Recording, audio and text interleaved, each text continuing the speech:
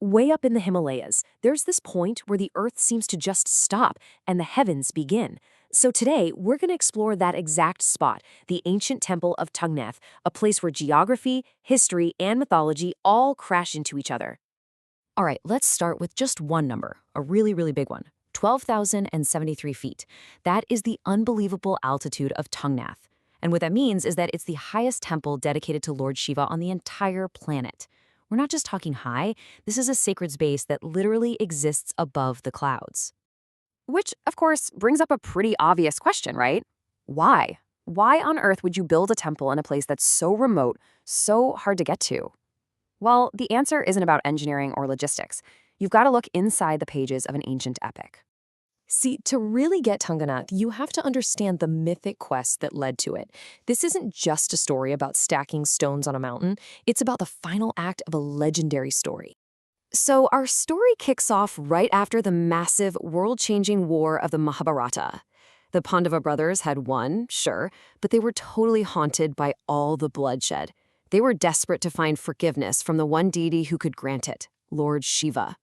But, Shiva wasn't just going to make it easy for them. He wanted to test them. So first, he disguised himself as a bull to dodge them. But when the Pandavas finally figured it out, poof, he vanished, disappearing right into the ground. But the story doesn't end there.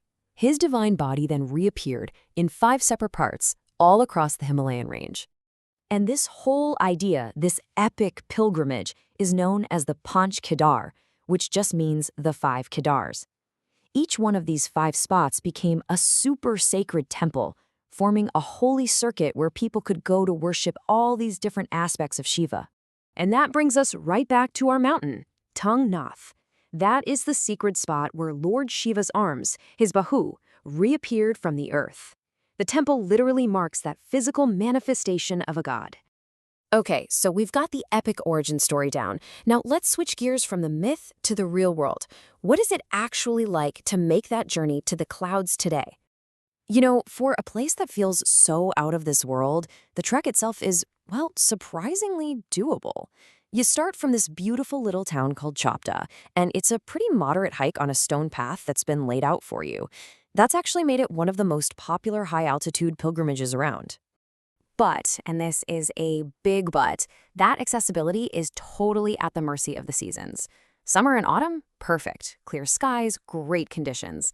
But the Himalayan winter, that is a whole different beast. We're talking heavy snow, sub-zero temperatures. The temple completely shuts down, buried under a thick blanket of white. And the journey itself? Oh man, it's just as incredible as the destination. The trail takes you through these huge, rolling green meadows called bugyals. And the whole time, you're rewarded with these insane panoramic views of giant Himalayan peaks like Nanda Devi and Chakamba just ripping through the sky.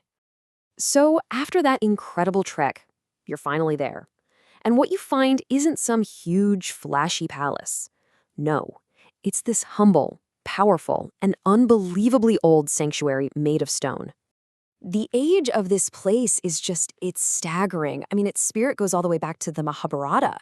But the actual stone building you see today, that's over 1,000 years old.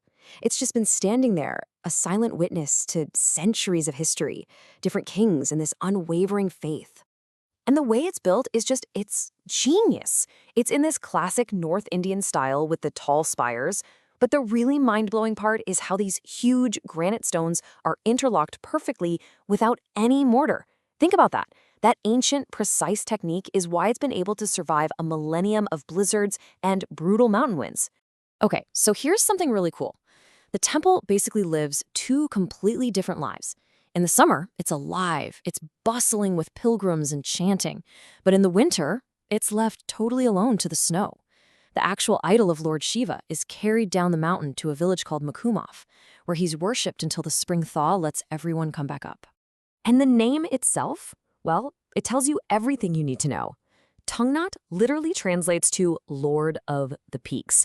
I mean, what a perfect description for a deity whose home is perched among the highest, most incredible mountains in the world. So let's pull it all together, right?